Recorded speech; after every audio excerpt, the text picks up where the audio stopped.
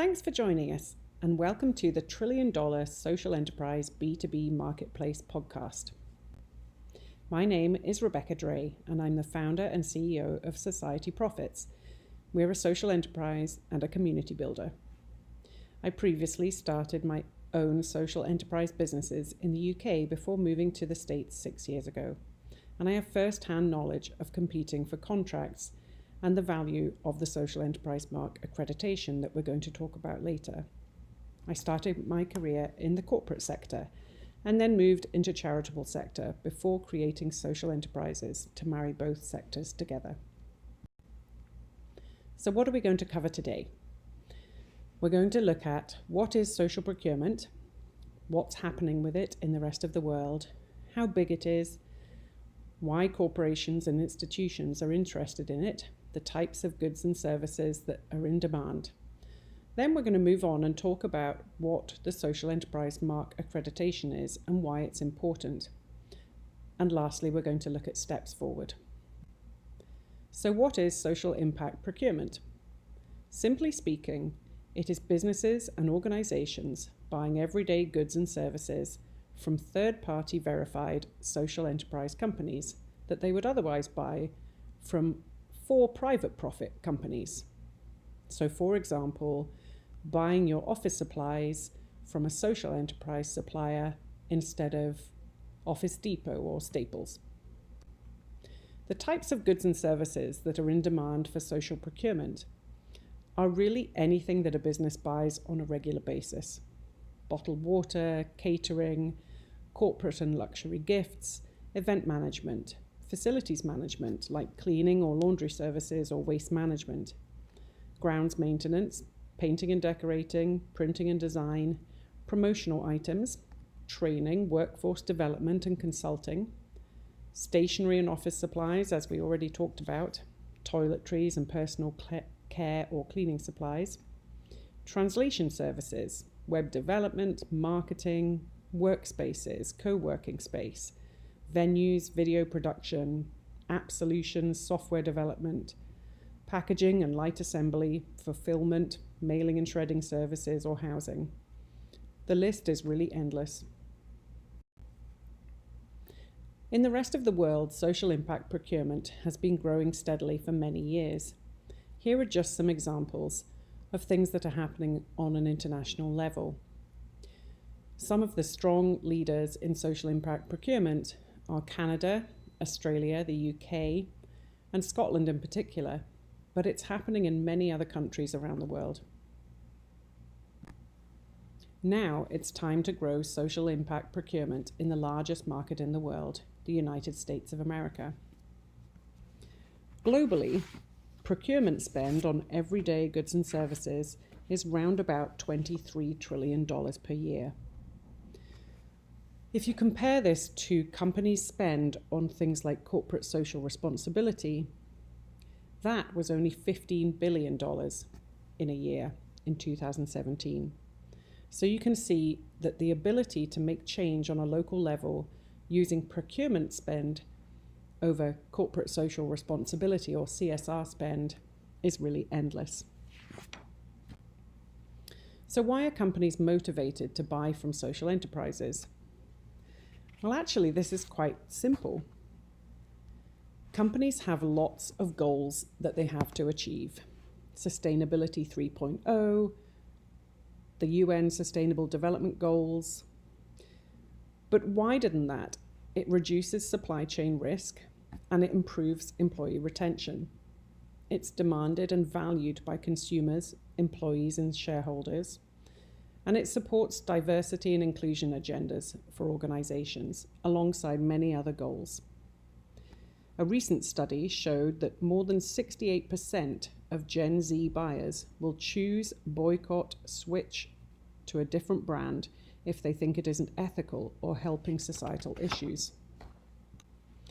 Another big factor is that social impact procurement helps address the changing role of procurement in our world. A recent report by Procurious in 2019 showed that currently procurement departments would tell you that their main factors that they look at are cost reduction and risk management. But when they look forward to 2030, cost reduction is actually not the most important factor. Supplier innovation and sustainability are much more important. These are areas that social enterprise businesses excel at.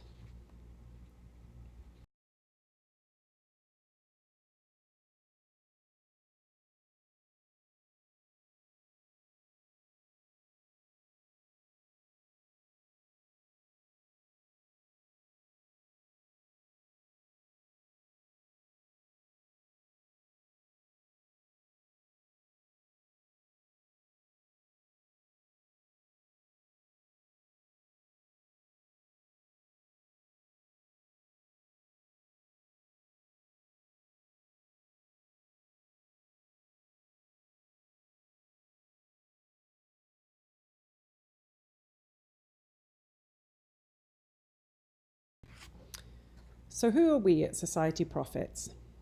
Well, we're an organisation that connects specific corporate demand for social impact procurement with accredited social enterprise supply chain.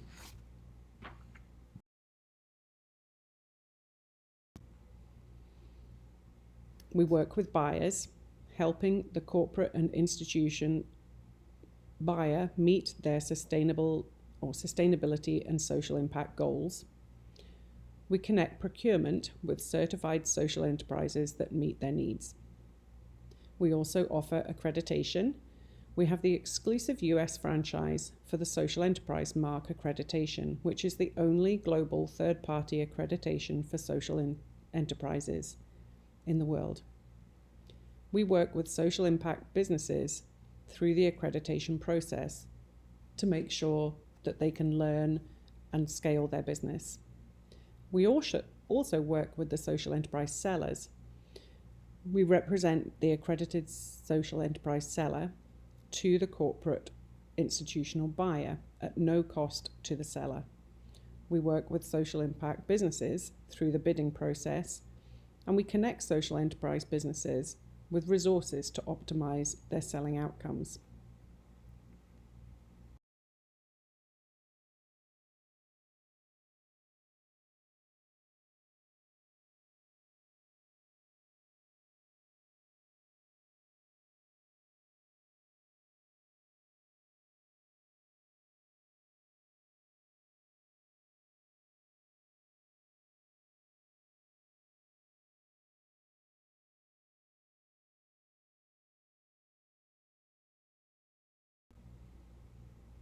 Now we're moving on to the Social Enterprise Mark Accreditation that we just mentioned. As I said, it's the only third-party social enterprise accreditation in the country. It helps to prove your social enterprise credentials. It also helps you stand out from the crowd when you're raising capital. It demonstrates your social value to buyers and stakeholders. And we help you with local and national marketing campaigns. You're automatically part of a national and international marketplace, and we give you a free marketing launch package with your accreditation.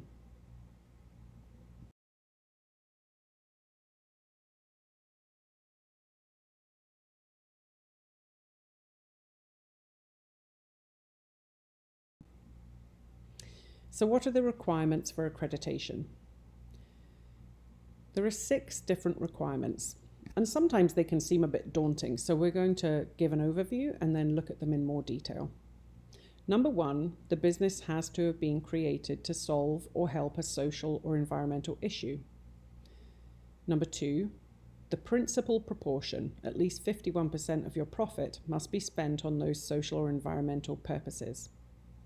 Number 3, you must be able to demonstrate that your social or environmental objectives are being achieved. 4, you must be an independent business, not controlled by a privately held for-profit company. 5, you must distribute residual assets for social or environmental aims if your company is dissolved. Number 6, you must make more than half of your income from selling goods or services. So let's look at these requirements in more detail. Number 1 is really simple for social enterprises. Your business had to have been created to solve a social or environmental issue. Transparency of purpose is a vital element of being a social enterprise. It is what differentiates you from a for-private profit entity. This one usually isn't hard for most social enterprises to achieve. Number 2, your social enterprise is driven by social objectives over maximizing profit for private gain.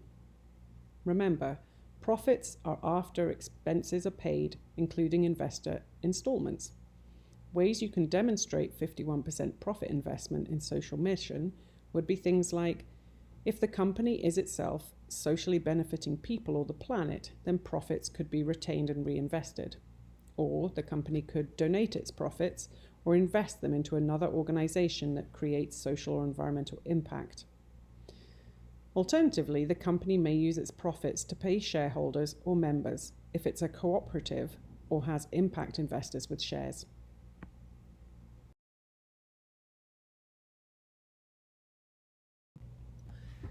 Number 3, a social enterprise exists to create benefit for the people or the planet. So it must be at least to describe or demonstrate how it's achieving that aim, and that's what this question is about. So it gives you prompts in the application form to think about things like, what services have you provided? In what ways have people benefited? In what way has your community benefited? Or looking back, what changes or improvements have you seen arise from your activities? So using things like surveys or evaluations or other feedback from stakeholders. You might want to consider the following: the number of people who have directly accessed a service or activity that you've done, the number of people that have gone on to experience or report other specific benefits. So, for example, the number of people that have moved into employment if you offer employment support services, or had an improved sense of well-being or a health benefit from your work, or the number of locations or communities that you work in. Number 4, independence to make decisions and govern yourself freely is an important principle for a social enterprise to uphold. We ask these questions to make sure that your social enterprise can be fully independent in its work and won't have its profits moved to a for-private profit organization in any way. Usually, the way you can demonstrate this is through your articles of organization or some other governing document, and we can talk this through with you if you need to make some changes. But we basically want to see that the social enterprise has control over its own governance and it's not owned by a for-private profit entity. We also want to make sure there are no controlling interests that could divert profit from the social enterprise into a for-private profit company. Number 5. This question really relates to what would happen to any profits that were residual if your social enterprise closed down for some reason. And obviously we hope that isn't going to happen, but it's important to have a clause in your governing documents that talks about that. This is commonly known around the world as an asset lock.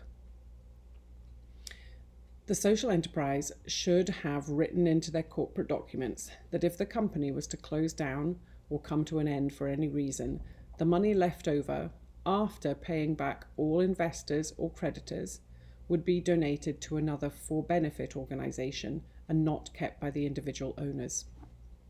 If you have questions on this one, just ask us. The question in number 6 about how you make your revenue is really looking at your sustainability. Selling goods and services for sustainability is typically accepted as the differentiator between a grant-reliant or charity organization and a social enterprise. There are some nuances around grants and grant income, so we've tried to explain some of it here. If your social enterprise receives a grant with a specific output attached to it, then this is counted as income from the sale of services. So, for example, your catering company employs previously incarcerated individuals, and a foundation gives you a grant to employ 6 people and help them not to return to prison. This would be considered the sale of your supported employment services and would be counted as sales income. However, if the same foundation gave you a grant to pay rent because it likes your social mission, this would not be considered sales income. It would be considered pure grant income. If you have questions on this one, please get in touch. The annual license cost is based on your annual revenue. It ranges from $185 a year for aspiring social enterprises and goes through to $9,315 a year, but that's for a social enterprise making revenue of more than $100 million a year. So as you can see, the span is quite wide and is very low for new or smaller social enterprise companies. You can find the full price list on our societyprofitsus.com website. When you join Society Profits' accredited list of sellers with the Social Enterprise Mark Accreditation, you automatically become part of a global social business alliance.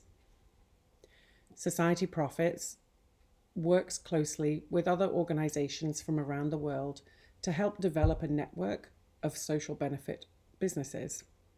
We help by sharing knowledge with each other, by working together, and also by talking to corporate buyers together. Some of the organizations in this network are the World Fair Trade Organization, Social Enterprise UK, Social Traders in Australia. There is also the Social Enterprise World Forum, which is coming to Halifax in Canada this September 2020, and we really hope to have some social enterprises from the US there. We're working closely with Good Market, which is a global online database of social enterprise sellers. It's free to be a seller on the Good Market platform, and any of our approved social enterprise sellers are automatically added to the Good Market platform. We're also working hand in hand with BiSocial Canada to create a sister organization in the US called BiSocial USA. This organization will be developing throughout 2020 and hopefully launching later in the year. And our mission will be to build a network of networks, bringing together all of the wonderful social enterprise and social impact sellers, investors, and buyers from around the US. More to follow as we develop this one. So here are the steps that you need to go through to be on our accredited social enterprise supplier list. Complete your application for the social enterprise mark and submit it to Society Profits. We're then going to review your documentation, and we're going to ask you for additional documents, things like your annual reports or articles of organization. And those documents are held privately. Nobody will see those documents. Number 3, once your application has been approved and your application fee is paid, you're then a social enterprise seller for Society Profits. And lastly, your social enterprise is included in the Good Market platform that we just talked about, and we send you a marketing launch packet so that you can execute a really good marketing launch to tell everybody about your new third-party accreditation and proving your social enterprise credentials. We're really excited to have you involved. And if you need to get in touch with us, here's our mailing address, or you can email me personally, Rebecca@societyprofitsus.com, and that's also my personal phone number, 407-797-3584. Feel free to just get in touch to ask questions, and we look forward to having you join our organisation.